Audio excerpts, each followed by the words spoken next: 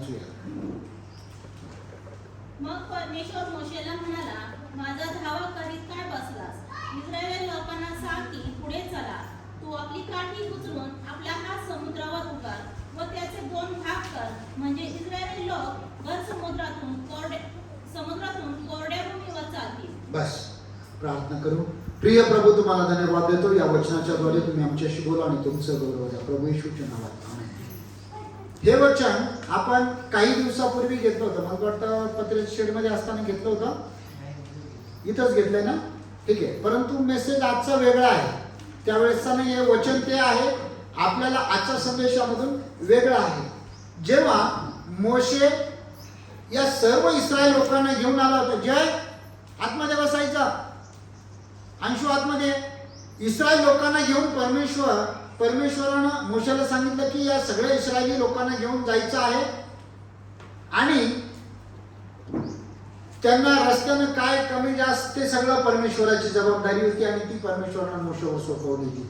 परंतु शेवटची अशी वेळ येऊन ठेपली की आता पुढे जायचं आहे, रस्ता बंद आहे, पुढे भर समुद्र आहे आणि पाठीमागून फारो राजाचं सैन्य आहे.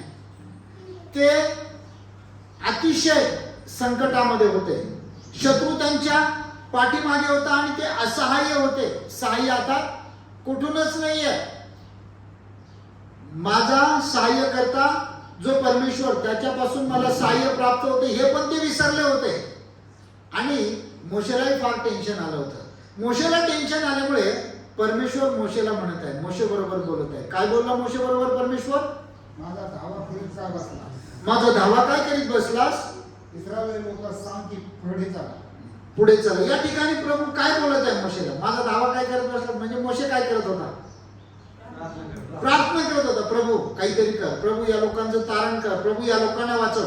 आम्ही पण प्रार्थना करतो ना, प्रभू भारत देशाचे तारण उद्धार होऊ दे, निवासीच्या लोकांचं तारण उद्धार होऊ दे, महाराष्ट्राचं तारण उद्धार होऊ दे. परंतु प्रभू तेच गोष्ट, तेच शब्द आमच्या बरोबर बोलत आहे. माझा धावा काय करीत बसलास? प्रियांनो, याचा अर्थ असा नाही की आम्ही प्रार्थना नाही करायची. आम्ही प्रार्थना करायची, परंतु प्रार्थनेबरोबर आम्हाला कृती करणं फार गरजेचं आहे. कारण याकोबाच्या पत्रामध्ये 4 अध्याय आणि 17 वचनामध्ये का 2 अध्याय 17 मध्ये आहे, 4:17 असेल कदाचित. कृती विना विश्वास व्यर्थ आहे. भेटलं का? 2:17 किंवा 4:17. याप्रमाणे विश्वासाबरोबर जर क्रिया नाही तर किती आहे? 4 अध्याय ना. याप्रमाणे विश्वासाबरोबर जर क्रिया नाही तर तो जात्या निर्जीव आहे. आणि या ठिकाणी मोशेचा जबरदस्त विश्वास होता की प्रभू आम्हाला सगळ्यांना वाचवणार आहे आणि म्हणून तो धावा करत होता. परंतु प्रभूने म्हटलं, उठ, माझा धावा काय करत बसलास? इस्रायल लोकांना सांग पुढे चला. आणि पुढची गोष्ट तुम्हाला माहिती आहे. नंतर मोशेने काय केलं? आपले हात वर केले. नाही 21 वचनामध्ये हात वर नाही केले. हात वर करणं ते दुसरी गोष्ट आहे की जेव्हा युद्ध होतं त्यावेळेस मोशे हात वर करायचा, त्यावेळेस इस्रायल लोकांची सरशी व्हायची. आणि जेव्हा हात खाली द्यायचा तेव्हा जे अमालेकी होते ते जिंकायचे. याच अध्यायाच्या 21 वचनामध्ये मोशेने आपला हात समुद्रावर उघडला तेव्हा परमेश्वराने रात्रभर पूर्व दिशेचा जोराचा वारा वाहून समुद्र मागे हटवला. त्यामुळे पाण्याचे 2 भाग झाले व मधी जमीन कोरडी झाली. बस. आता नुसतं त्याने हात उभारला नाहीये, तर त्याच्या हातामध्ये काठी होती. 16 वचनामध्ये जर आम्ही पाहिलं तर परमेश्वरानं मोशेला सांगितलं की तुझ्या हातामध्ये जी काठी आहे ती काठी तू समुद्रावर उगार. आणि त्याने ती काठी समुद्रावर उगारली आणि समुद्र दुभांगला. थोडा विचार करा. या ठिकाणी काय केलं? मोशेच्या समोर काय? समुद्र म्हणजे एक मोठी समस्या आहे आणि त्या समस्येमधून आता मोशे वाट काढत आहे. काही समस्या इकडे केली आणि अर्धी समस्या इकडे. आधे इधर जाओ, आधे उधर जाओ. आणि त्याच्या मागे काही समस्या नव्हती. मागे समस्या होती परंतु फार लांब होती. आणि त्यानंतर मोशे एवढ्या 6 लाख लोकांना घेऊन भर समुद्रातून गेला. त्यानंतर देवाचं वचन आम्हाला सांगतं, पुढे आपण 22 पर्यंत वाचूया. इस्रायली लोक भर 25 पर्यंत वाचा. इस्रायली लोक भर समुद्रात कोरड्या जमिनीवरून चालू लागले आणि उजवीकडील व डावीकडील पाणी त्याच्यासाठी भिंतीसारखे झाले. तेव्हा मिस्रींनी त्याचा पाठलाग केला आणि फारोचे सर्व घोडे, रथ व स्वार त्याच्या पाठोपाठ समुद्रामध्ये गेले. आणि रात्रीच्या शेवटल्या प्रहरी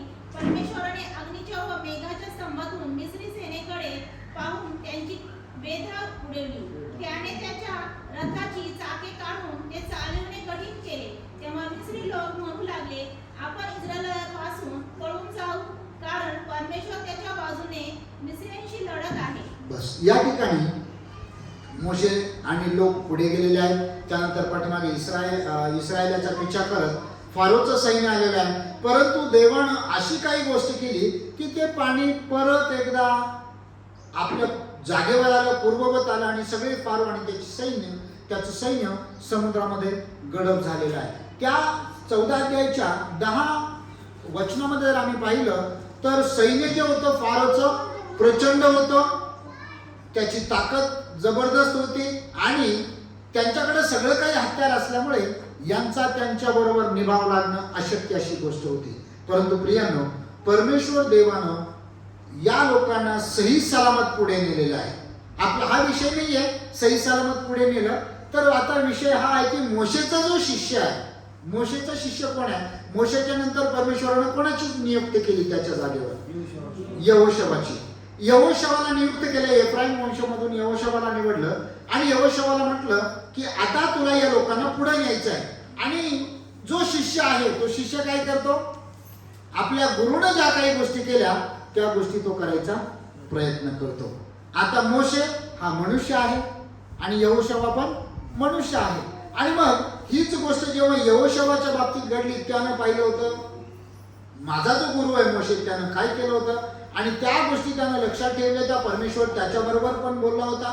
परंतु जेव्हा परमेश्वराने या लोकांना यामधून बाहेर काढलं त्यावेळेस या लोकांनी परमेश्वराची स्तुती स्तवन केलं. 15व्या अध्यायाच्या पुढे 2 वचन वाचूया, 1 आणि 2 वचन निर्गममध्येच. तेव्हा मोशे आणि इस्रायल लोक यांनी परमेश्वराला हे गीत गायले. ते म्हणाले, मी परमेश्वराला गीत गाईन, कारण तो विजयी होऊन उन्नत झाला आहे. घोडा व स्वार त्याने समुद्रात टाकून दिले आहे. परमेश्वर माझे बल, माझा स्तोत्र विषय आहे. तो माझा उद्धारक झाला आहे. हाच माझा देव. स्तवनाने मी त्याला सुशोभित करेन. Praise the Lord. या ठिकाणी हे सर्व लोक परमेश्वराची स्तुती आराधना करत आहेत, कारण की या मोठ्या समस्येवर त्यांना एक मोठा विजय मिळालेला होता. यशायाचं पुस्तक 12 अध्याय 2 वचन काढा कोणीतरी, आणि कोणीतरी 27 अध्याय स्तोत्र संख्येचा पहिलं वचन वाचा. यशाया 12 अध्याय 2 वचन आणि स्तोत्र संख्या. पहा देव माझे तारण आहे. पहा देव माझे तारण आहे. तारण म्हणजे या शब्दाचा अर्थ काय आहे? ठीक आहे. आणि दुसरा एक अर्थ आहे सुटका. तारण या शब्दाचा अर्थ काय? सुटका किंवा मुक्तता किंवा मुक्ती.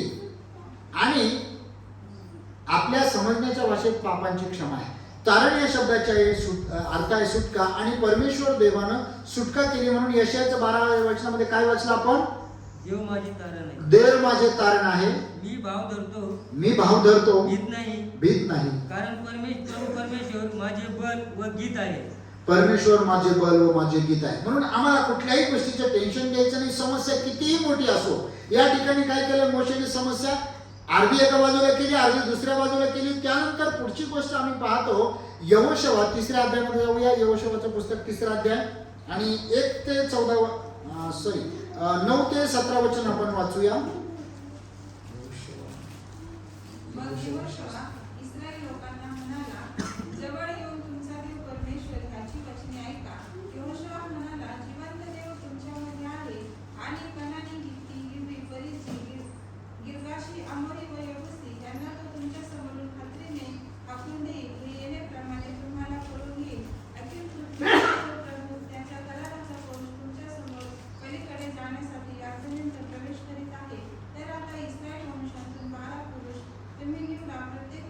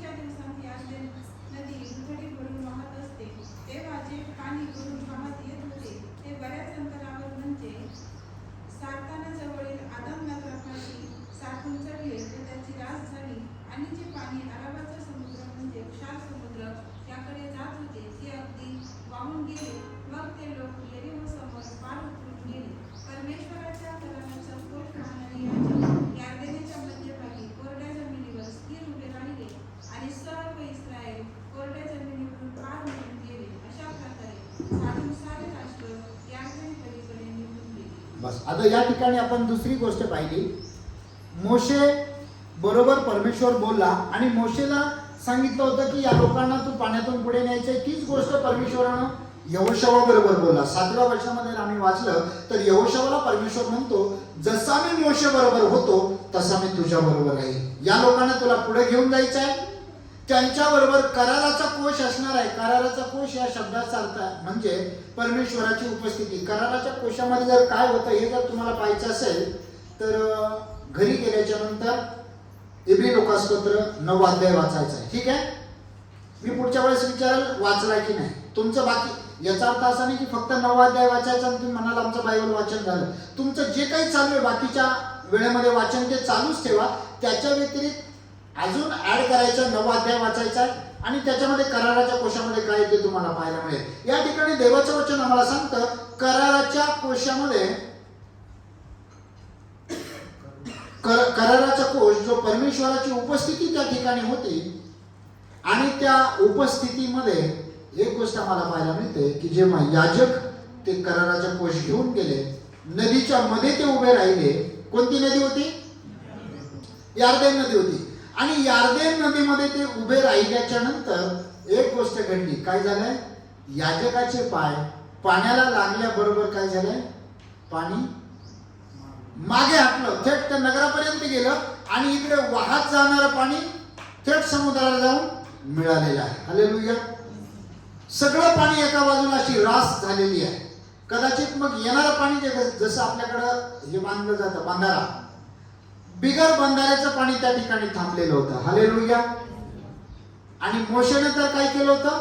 अख्खा समुद्र इकडचा इकडं आणि तिकडचं तिकडं. तीच गोष्ट यहोशवाने केली, कारण यहोशवा हा मोशेचा शिष्य होता.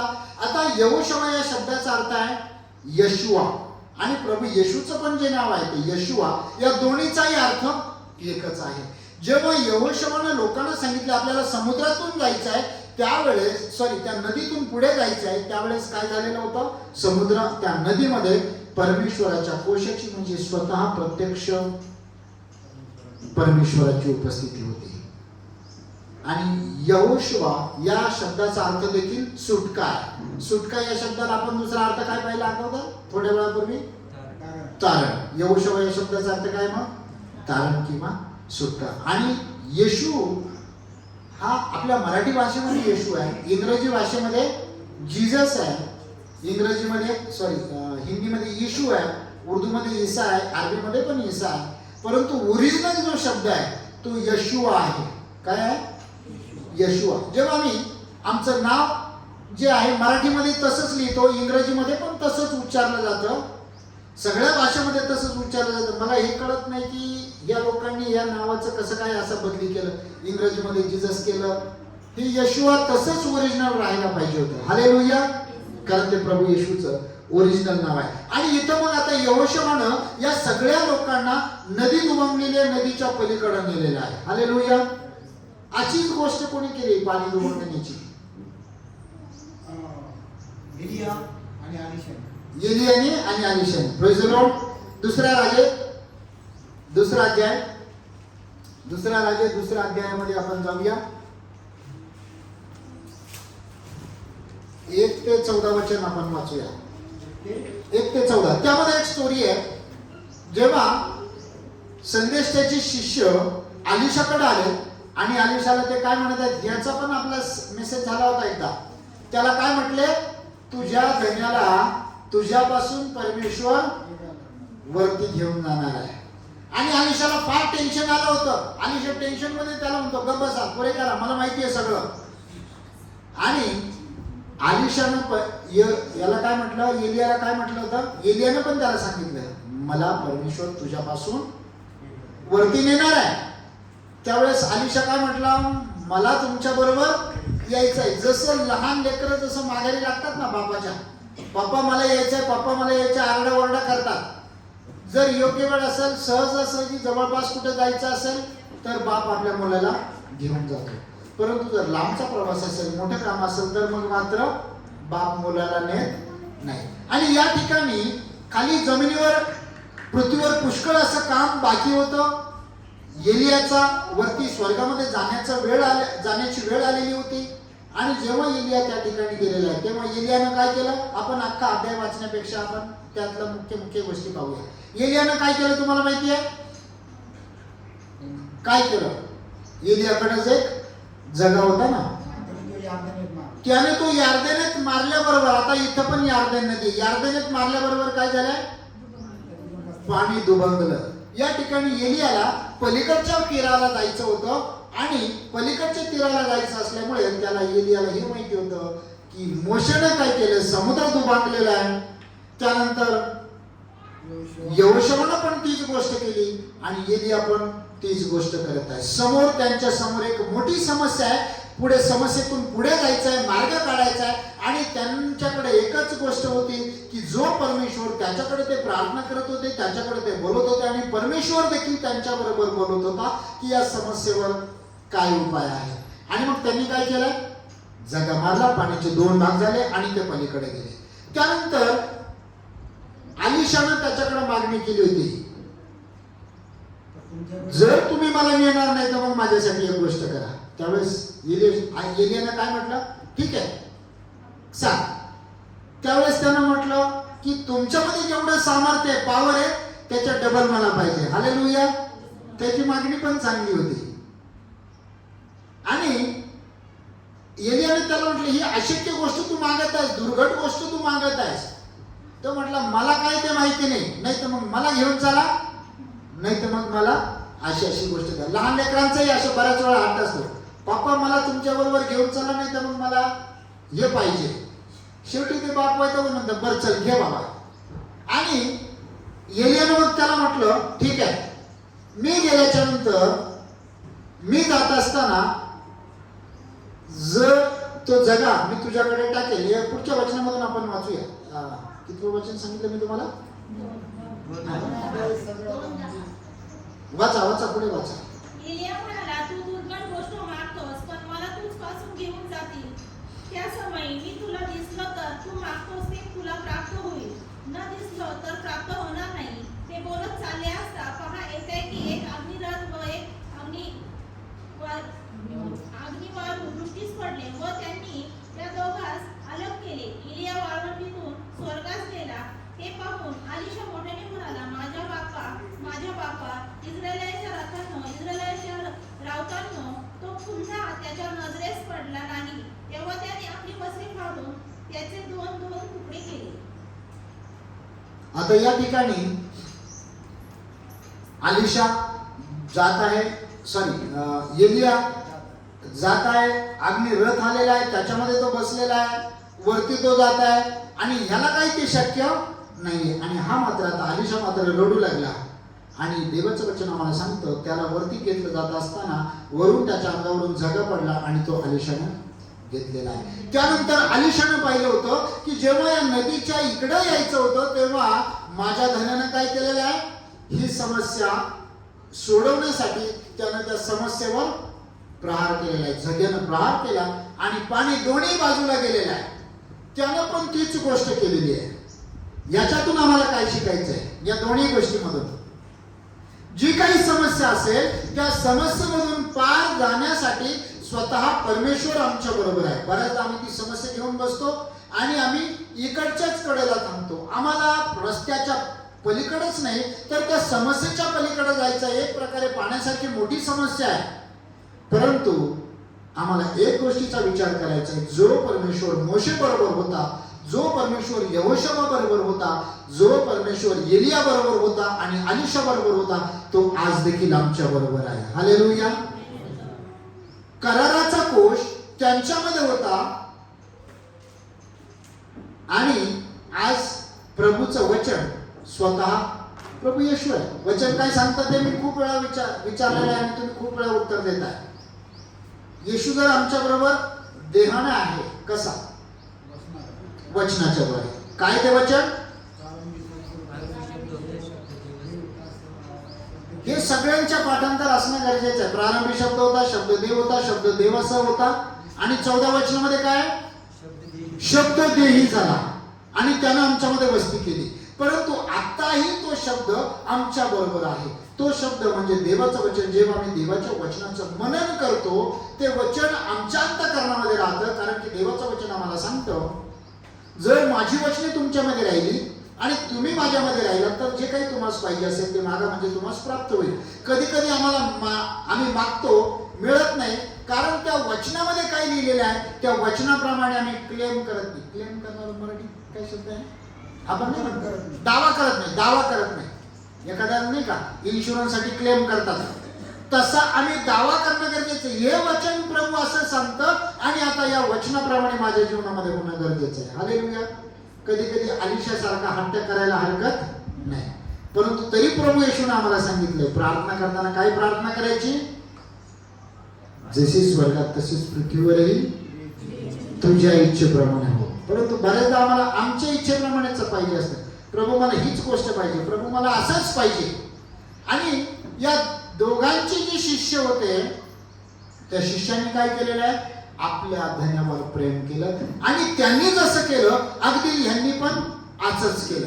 प्रियांनो, आम्ही जर प्रभू येशूचे शिष्य आहोत तर आम्ही पण प्रभूवर प्रेम करणं गरजेचं आहे. मला वाटतं योहान शुभवर्तमान 14 अध्यायाच्या 15 वचनामध्ये वाचा बरं.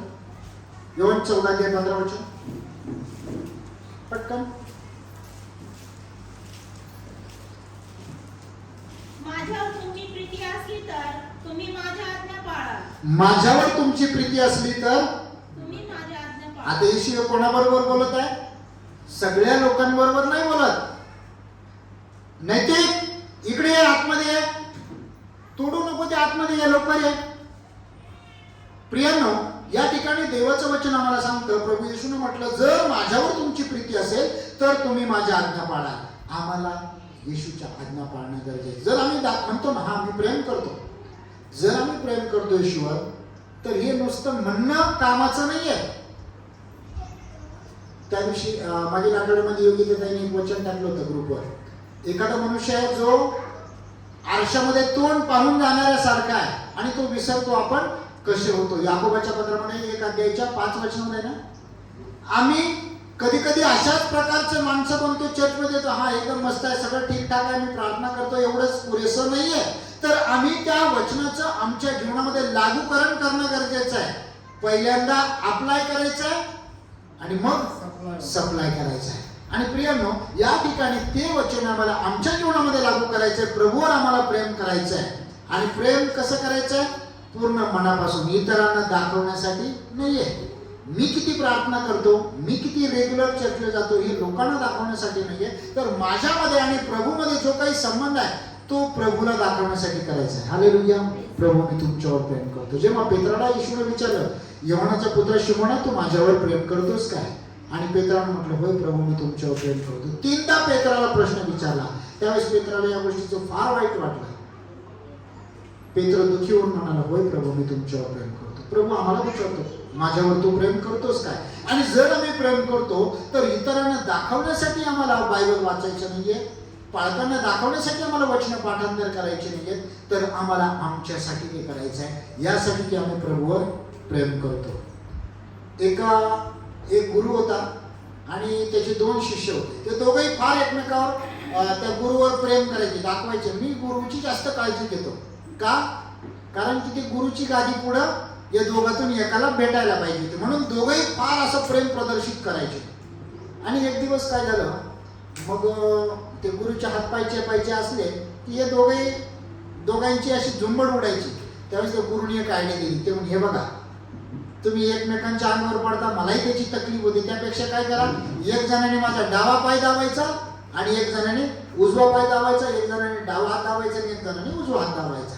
ते हा हे ठीक आहे. मग त्यांच्या कामाची वाटणी झाली, सगळं काही काम व्यवस्थित चालायला लागलं. आणि एक दिवस काय झालं माहित नाही, असेच दिवाळी आली असेल, एक जणाने त्याला घरनं बोलावून आलं की 2-4 दिवसासाठी तुला यावं लागतंय. मग तो गेला. मग हा दुसरा एकटा शिष्य आता गुरुची सेवा करायला. मग त्याच्या पायाला त्याच्या वाट्याला उजवा पाय आलेला होता आणि उजवा हात, तो आपला रोज तो उजवा पाय दाबायचा आणि उजवा हात दाबायचा. तो गुरु म्हणे अरे माझं हे पण दुखते ना म्हणे, हे पण तू दाब ना. नाही ते माझा त्याचा काही संबंध नाही, ते काही माझा नाहीये. ते अरे पण ते माझं आहे ना, मी तुला सांगतो ना. पण याच्या डोक्यात काय की हा पाय डावा हात आणि डावा पाय आपल्या जोडीदाराचा आहे. मग त्याने जे दाबायला घेतलं असा उलटा पालटा त्याने दाबला का ते पार अशी सूज आली त्या गुरुच्या पायाला. आणि दुसरा जो त्याच्या वाट्याचा होता तो मात्र त्याने व्यवस्थित दाबला. हा दुसरा शिष्य आल्याच्या नंतर पाहिलं गुरु एकदम असा वेदनेने व्यवस्थित होते. सर महाराज काय झालं म्हणे. ते म्हणे अरे तुझा पाय जो होता म्हणे याच्या हातात होता म्हणे. त्याला मी सांगितलं दाब. त्याने काय हे सगळं वाटोळं केलं म्हणे. मला फार तकलीफ होत आहे. असं केलं. त्याच्यावर फार चिडला. त्याने लगेच एक काठी आणली. काठी आणून त्या गुरुच्या दुसऱ्या पायाला त्यांनी मारायला सुरुवात केली. तू माझ्या पायाला हे करतो का तुला दाखवतो म्हणे. त्याला काही नाही केलं. कोणाला ते गुरुला. बऱ्याचदा आम्ही अशा प्रकारे आम्ही इतरांना त्रास देत नाही. आम्ही आमच्या गुरुला त्रास देतो जो आमचा गुरु प्रभू आहे. कधी कधी आम्ही त्याचा आज्ञाभंग करण्याच्या द्वारे आम्ही त्याला तकलीफ देतो. प्रभू आम्हाला म्हणतो कोण वचन सांगेल. सुरेखाताईला मागच्या वेळेस 10 रुपये द्यायचे राहिले. येशू म्हणतो तुम्ही मला प्रभू प्रभू म्हणता पण मी जे सांगतो ते का करत नाही. प्रभू आनंदाने म्हणतो काही गोष्ट दुःखाने म्हणतो. कुठं लिहिलंय. जे सांगेल त्यांना 10 रुपये. लूक शुभवर्तमानामध्ये आहे. आता फक्त अध्याय सांगायचा आहे. तुम्ही मला प्रभू प्रभू म्हणता पण मी जे सांगतो ते का करत नाही. आणि मग प्रभूने एक उदाहरण दिलं. 2 मनुष्य होते. एकानं आपलं घर वाळूवर बांधलं आणि एकानं खडकावर बांधलं. कुठं आहे हा अध्याय. या गोष्टी कुठं आहे. लूक शुभवर्तमान 6 अध्याय 46 वचन. काढायची गरज नाहीये. आणि प्रियांनो जर आम्ही प्रभूवर प्रेम करतो तर आम्ही त्याच्या आज्ञापालन करणं फार गरजेचं आहे. म्हणून येशूने काय म्हटलं जर माझ्यावर तुमची प्रीती असेल तर तुम्ही माझी आज्ञा पाळा. आणि आम्ही जर त्याची शिष्य आहोत तर आम्ही त्याच्या आज्ञापालन करणं गरजेचं आहे.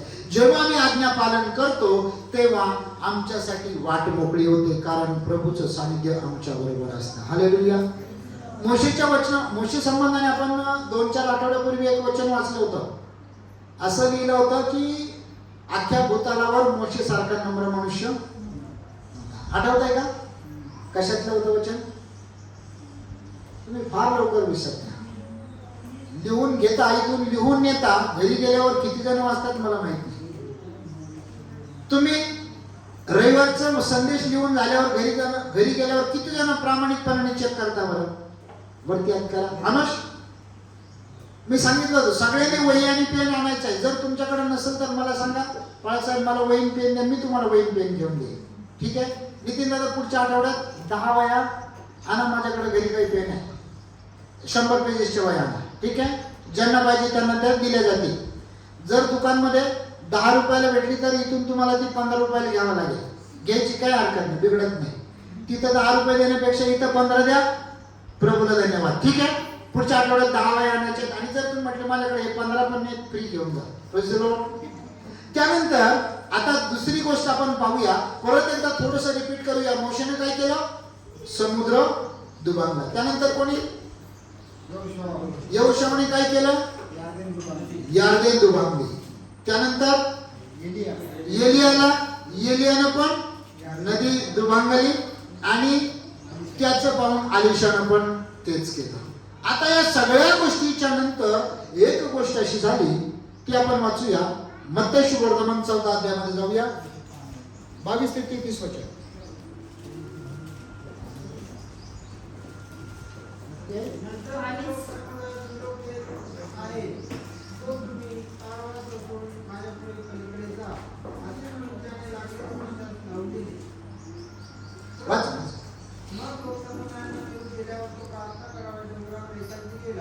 आणि रात्र झाल्यावर तो तेथे एकटा होता. इकडे वारा समुद्राच्या पश्चिमेकडे किनाऱ्यापासून बऱ्याच अंतरावर आपल्याला न्यायाला आलेले होते. तेव्हा रात्रीच्या 4थ्या प्रहरी तो समुद्रावरून चालत त्याच्याकडे आला. शिष्य त्याला समुद्रावरून चालताना पाहून घाबरून गेले. तो म्हणाले भूत आहे आणि ते भिवून ओरडले. परंतु येशू त्यांना लागलाच म्हणाला धीर धरा मी आहे भिवू नका. आपण पुढे वाचूया 37 पर्यंत. पण थोडं थांबू. इथं प्रभू येशू आहे आणि देवाचं वचन आम्हाला सांगते. येशूने शिष्याने सांगितलं आपल्याला पलीकडे जायचं आहे. ते त्यांना म्हणे तुम्ही पुढे जा मी पाठीमागून येतो. हे पुढे गेल्याच्या नंतर येशू प्रार्थना करायला गेलेला आहे. आणि आता तीच गोष्ट आहे. आता समुद्र येशूकडे होडी पण नाहीयेस पुढे जायला, कसं जाणार आहे? येशूनं मोशेची कॉपी केली नाही किंवा एलियाची कॉपी केली नाही, ना यहोशवाची केली ना अलिशाची केली. येशू डायरेक्ट समुद्रावरून चालत गेले. याच्यामधून आम्हाला काय पाहायला मिळतं? त्याच्यावरून आपल्याला हे पाहायला मोशेकडं काय होतं? समस्या होती. समस्या पुढे समोर आहे. मोशेने समस्या बाजूला केली, यहोशवानं समस्या बाजूला केली, एलियानं समस्या बाजूला केली आणि अलिशानं पण समस्या बाजूला केली. येशूच्या समोर समस्या आहे. येशूनं काय केलं? समस्येवर पाय देऊन गेलेला आहे. हालेलुया. या ठिकाणी परत एकदा जर येशूच्या आणि यहोशवाच्या बाबतीत जर गोष्ट पाहिली तर यहोशवा बरोबर परमेश्वराचं सानिध्य होतं. जेव्हा ते समुद्रामध्ये त्यांचे पाय लागले, त्या नदीला पाय लागले, त्यांनी काय केलं? पाणी बाजूला झालेलं आहे, हटलंय. आणि इथं येशूचे पाय त्या पाण्याला लागल्याच्या नंतर पाणी अगदी बर्फासारखं झालं असेल किंवा एखाद्या कडक वस्तूसारखं झालं असेल आणि येशू त्याच्यावरून चालत गेलेला आहे. या ठिकाणी अजून एक गोष्ट आहे. येशू जाण्याच्या अगोदर काय गोष्ट घडलेली आहे? त्याच्यामध्ये समुद्रामध्ये काय गोष्ट घडली? थोडं वाचन करा थोडस.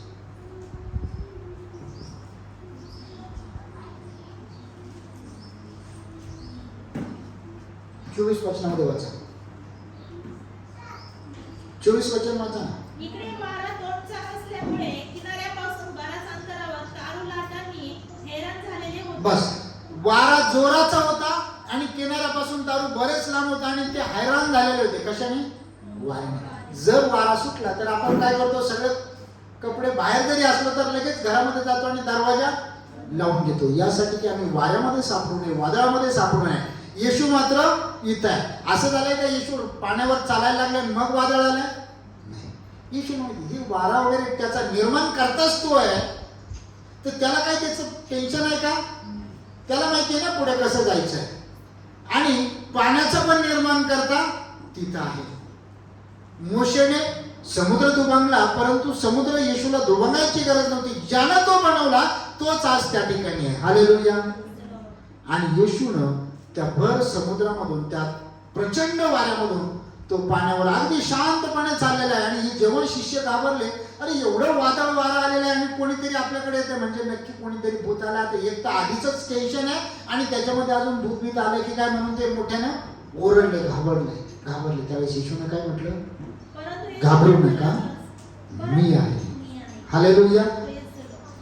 येशू त्यांना म्हटलं मी आहे. हे शब्द पाण्यालाही समजले होते की येशू आहे, त्याच्यामुळे पाणी एकदम स्तब्ध झाले. अजिबात त्यानं हालचाल केली नाही. हालेलुया. प्रियनो, जेव्हा प्रभू येशू त्या पाण्यावर चालत आहे, पाणी शांत झालेलं आहे, जर येशू आमच्या समवेत आहे तर मग आम्हाला भीती कशाची आहे? हालेलुया. अजून एक वचन वाचू आपण. योगाचं पुस्तक 9 अध्याय 8 वचन वाचा.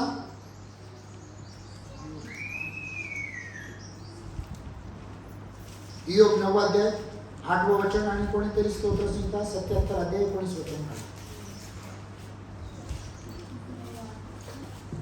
तोच आकाश मंडळ विस्तारतो, तो समुद्राच्या पर्वतप्राय लहरीवरून चालतो.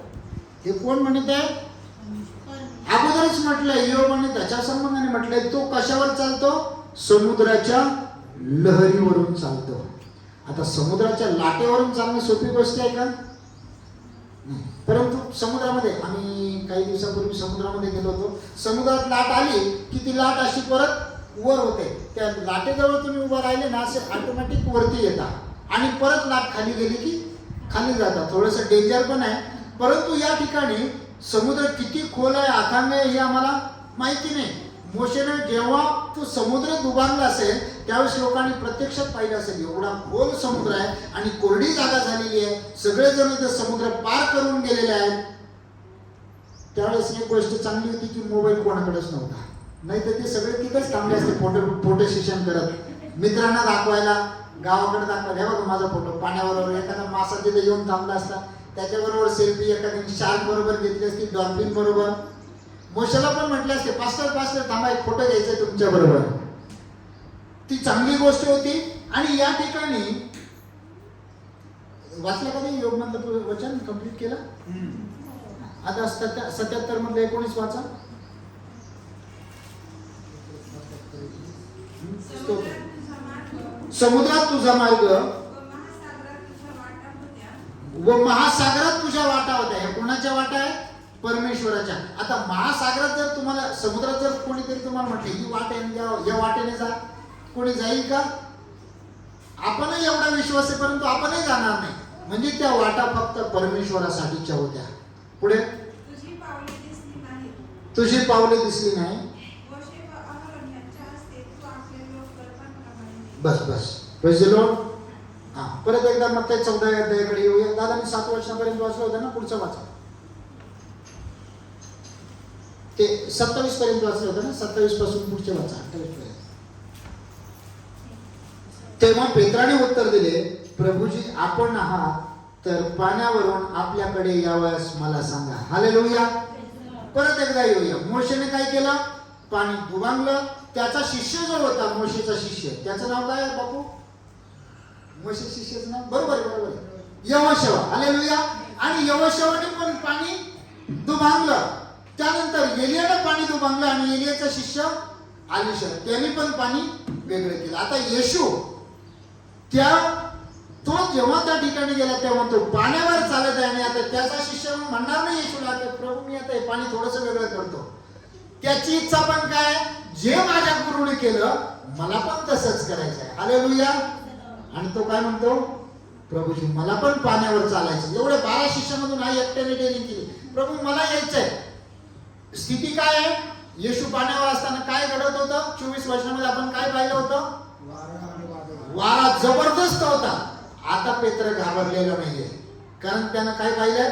प्रभू येशू जर पाण्यावरून चालत येत आहे, त्याला पण तो आनंद घ्यायचा होता, त्याला पण ती मजा घ्यायची होती. प्रभू मला पण पाण्यावरून चालायचं. या ठिकाणी त्याच्या विश्वासाचा काही प्रश्न आहे का? नाही. त्याला फक्त तो आनंद घ्यायचा होता पाण्यावरून चालण्याचा.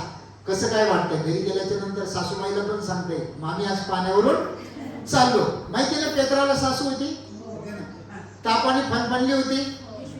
आणि बरेच जण, मी तुम्हाला हे पण सांगितलं होतं, पेत्राने, काही पाळत लोक म्हणतात पेत्राने येशूला का नाकारलं? कारण त्यांनी ते सासूला बरं केलं. कदाचित बडबड करीत असतात घरी, तुम्ही काय चांगली बडबड कमी झाली की त्यांनी अजून वाढवून दिली, तो विषय वेगळा आहे. तसं काही नसेल, प्रत्येक गमतीने म्हणून मी तुम्हाला सांगतो. परंतु पेत्र मात्र या ठिकाणी एवढा अति उत्साहित झाला की त्या प्रभूला म्हणत आहे, प्रभू मला पण पाण्यावरून चालायचं आहे. आणि प्रभूने म्हटलं ठीक आहे. पुढे काय घडलं? परंतु वारा पाहून तो भेला आणि बुडू लागला असता ओरडून म्हणाला, प्रभूजी मला वाचवा. वारा त्यानं पाहिला आणि तो बुडायला लागला.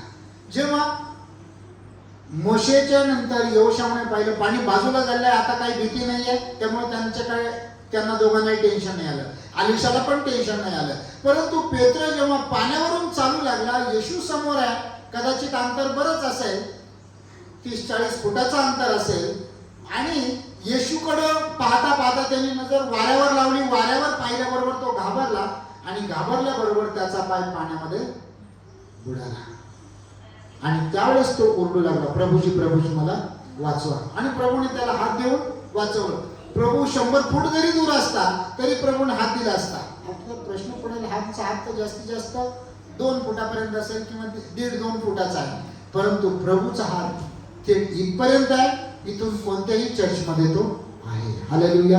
जेव्हा एखादी समस्या येते, त्या समस्येमध्ये जेव्हा मी प्रभूला हाक मारतो, प्रभूचा धावा करतो, त्यावेळेस प्रभू आम्हाला हात देतो. 30 वचन वाचा, परत 31 वचन वाचा. येशूने तक्षणी हात पुढे करून त्याला धरले व म्हटले, अरे अल्पविश्वासी, तू संशय का धरलास? Praise the Lord. या ठिकाणी मी जरी तुम्हाला सांगितलं येशूमध्ये त्याच्यामध्ये अंतर 30-40 फूट असेल, परंतु येशूने काय केलं? त्या क्षणी आपला हात पुढे केलेला आहे. म्हणजे येशूचा हात अगदी जवळच असतो. फक्त आम्हाला काय करायचं आहे? धावा करायचा आहे, हाक मारायची, प्रभू माझी मदत कर. हालेलुया. प्रभू आमची मदत करण्यास तयार आहे. प्रियानो, मोशे, एलिया हे दोघं पण पवित्र प्रभू येशूच्या सानिध्यामध्ये जेव्हा आले होते, दोघंही कुठे आले होते माहिती आहे? तिघांची मीटिंग झाली होती ना. 17 अध्याय, मत्ती शुभवर्तमान 17 अध्याय, पहिल्या वचनापासून वाचा. मग 6 दिवसानंतर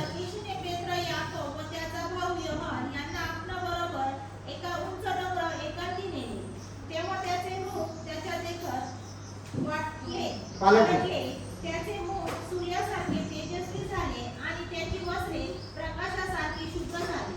तेव्हा पहा, मोशे व एलिया हे त्याचबरोबर संभाषण करीत असलेले त्याच्या दृष्टीस पडले. मग पेत्र येशूला म्हणाला, प्रभूजी, आपण येथे असावे हे आपल्याला बरे आहे. आपली इच्छा असली तरी मी येथे 3 मंडप करीतो. आपणासाठी एक, मोशेसाठी एक व एलियासाठी एक. तो बोलत आहे तो पहा, तेजस्वी मेघाने त्यावर छाया केली आणि पहा, मेघातून अशी वाणी झाली की हा माझा पुत्र मला परमप्रिय आहे, याविषयी मी संतुष्ट आहे. याचे तुम्ही ऐका. बस या ठिकाणी पवित्र पर्वतावर येशूचं जेव्हा रूपांतर होत होतं त्यावेळेस येशूला भेटायला कोण आलेलं आहे? एलिया आणि मोशे आलेला आहे.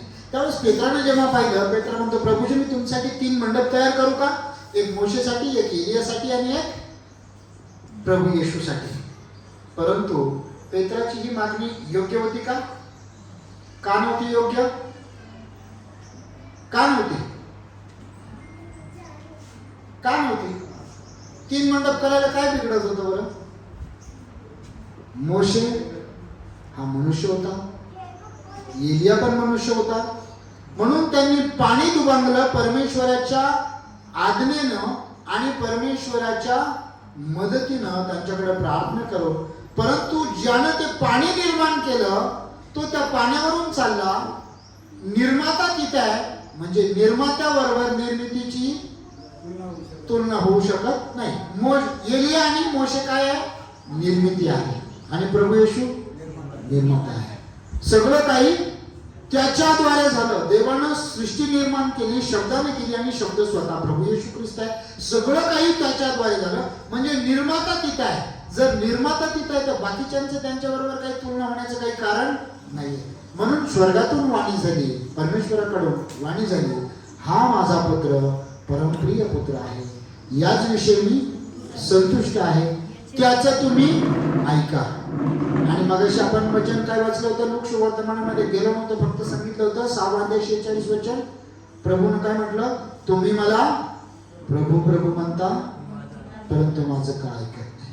प्रियानो, मी तो स्वतः परमेश्वर पण म्हणतो, याचं तुम्ही ऐका. आम्ही जेव्हा त्या प्रभू येशूचं ऐकतो, कारण की तो म्हणतो, तुमची जर माझ्यावर प्रीती असेल तर तुम्ही माझ्या आज्ञा पाळा. आम्ही जर त्या येशूवर प्रेम करतो तर आम्हाला येशूची आज्ञा पाळायचा.